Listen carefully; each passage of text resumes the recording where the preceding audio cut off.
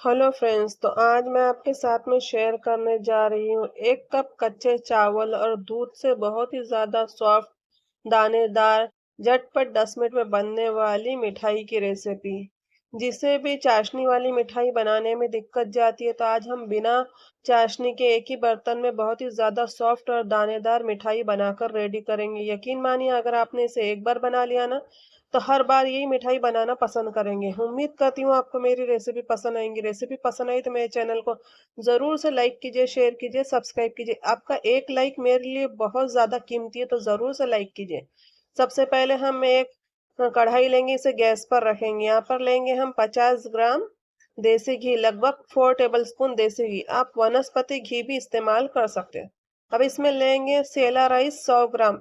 आप कप या कटोरी कोई भी मेजरमेंट कर ले और वो ले। इसे हमने अच्छे तरीके से एक कपड़े से पोंछ लिया है, वॉश नहीं करना, पोंछना है। अगर आपको वॉश कर किए हुए चाहिए तो वॉश करके फिर इसे सुखा दे, और सुखाने के बाद में ले। लेकिन वॉश करने से भी ये राइस अच्छी तरह से साफ हो जाते हैं। तो कप या कटोरी सेट कर लेंगे तो आपको मेजरमेंट बहुत ही ज़्यादा आसान हो जाएगा। तो हमने यहाँ पर जो है तो 4 से 5 टेबल स्पून देसी घी लिए, उसमें 1 कप जो है तो हम राइस ले लेंगे साफ किए हुए। अब इसे अच्छी तरह से जो है तो हमें रोस्ट करना है। तो हल्का गुलाबी रोस्ट करना है, मीडियम टू लो फ्लेम पर। बहुत ज़्यादा फुल फ्लेम पर हमें रोस्ट नहीं करना। तो देखिए, यहाँ पर हल्का गुलाबी हो चुके हैं राइस 4 से 5 मिनट में।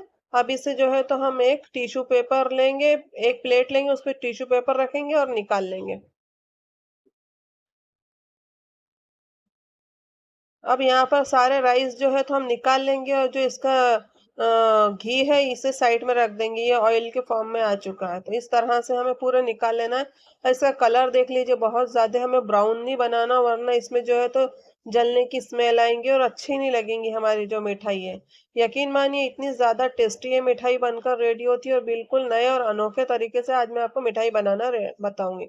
अब जो है तो चावलों को ठंडा करने के लिए रखेंगे। फिर से वही पॉट हम धो लेंगे, और धोने के बाद में इसमें हम जो है तो 100 से 150 ग्राम चीनी लेंगे, और एकदम स्लो फ्लेम पर इसे कैरेमल होने के लिए रख देंगे। अब जब तक ये कैरेमल होती है, जब तक कि हम एक मिक्सी का जार लेंगे। यहाँ पर जो है तो हमारा राइस बहुत ही अच्छी तरह से जो है तो ठंडे हो चुके हैं।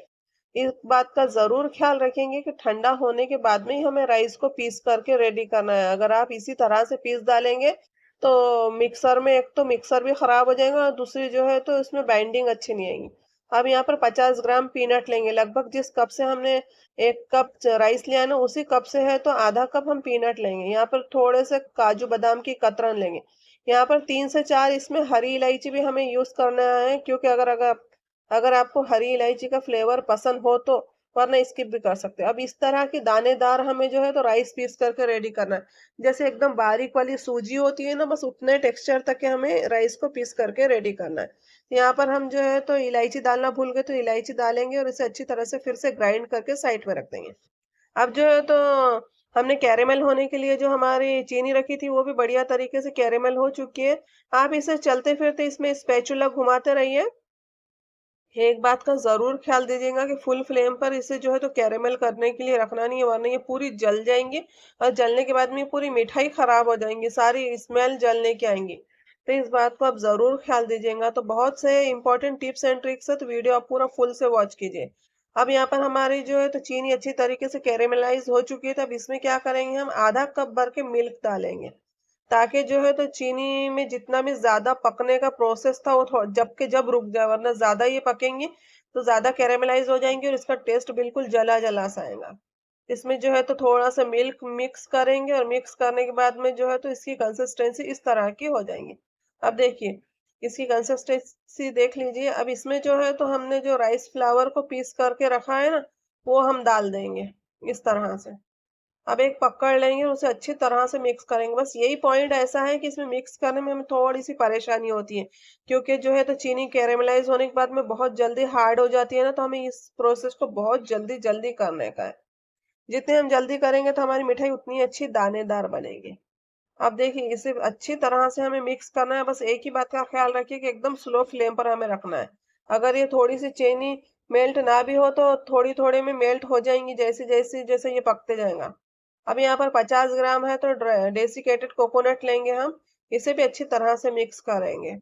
ये थोड़ा-सा हार्ड हो जाता है क्योंकि इसमें चीनी को हमने कैरेमलाइज़ करे है ना, तो थोड़ी देर में ठंडा हो जाता है। लेकिन जैसा-जैसा पकेगा, जैसा-जैसा ये सारी चीज़ें गरम होंगी, वैसे-वैसे चीनी मेल्ट होते जाएगी। अब देखिए इसे हमने अच्छी तरह से मिक्स करके 2 से 3 मिनट पका लिया है। 2 से 3 मिनट के बाद में 1 कप हमने राइस लिया है ना, 3 से साढ़े 3 कप यहाँ पर हम मिल्क लेंगे। मिल्क को बिल्कुल भी हमें कम नहीं लेना है, अगर हम कम मिल्क लेंगे तो इसका दाना राइस का ऐसे ही रह जाएगा और ये मिठाई कच्ची लगेगी। तो पहले हमने 1 कप मिक्स किया है जो है तो मिल्क, इसे पहले अच्छी तरह से मिक्स करेंगे। अब ऐसा नहीं करना कि हमें 3 से साढ़े 3 कप एक ही साथ में डालना है, इसके लम्स जल्दी से खुलते नहीं है, तो एक-एक करके डालना है। पहले 1 कप डालेंगे, फिर थोड़ी देर के बाद में इसे मिक्स करेंगे अच्छी तरह से, इसमें के सारे जो लम्स है वो तोड़ लेंगे, फिर से हम इसमें 1 कप डालेंगे, फिर इसे थोड़े से अच्छी तरह से पकाएंगे ताकि इसके अंदर का दाना भी पकता रहे और इसकी मिल्क की क्वांटिटी भी कम ना होते रहे। अब यहाँ पर फिर से हम 1 कप मिल्क डालेंगे, तो पहले हमने अच्छी तरह से मिक्स किया है ना, बस इसी तरीके का प्रोसेस करना है हमें। अब इसे भी अच्छी तरह से मिक्स कर लेंगे। जैसे-जैसे हम मिल्क डालते रहेंगे, वैसे-वैसे इसमें थोड़े-थोड़े लम्प्स बनते रहेंगे और वैसे-वैसे हमें लम्प्स को तोड़ते रहना है। बस हमें इसे अच्छी तरह से पकाना है मीडियम टू लो फ्लेम पर, ताकि इसके अंदर का जो भी दाना है ना, तो बहुत अच्छी तरह से पक जाए। अगर दाना कच्चा रह जाएगा ना, तो मिठाई खाने में बिल्कुल बेकार लगेगी। लेकिन इस मिठाई का जो स्वाद है इतना ऑसम और इतना यूनिक लगता है, बहुत ही ज़्यादा यूनिक लगता है। तो लगभग हम 3 से साढ़े 3 से 4 कप भी मिल्क डाल सकते हैं। मिल्क थोड़ा ज़्यादा भी रहा तो कोई फ़र्क नहीं पड़ेगा। लेकिन हमें साढ़े 3 कप तो टोटली मिल्क डालना है, तो हमने इसके बाद और भी 1.5 कप मिल्क यूज़ किया है। अब 1.5 कप मिल्क यूज़ करने के बाद में भी इसे अच्छी तरह से मिक्स करेंगे। जितना-जितना ये पकता रहेगा, इसकी कंसिस्टेंसी एकदम थिक होते रहेंगी।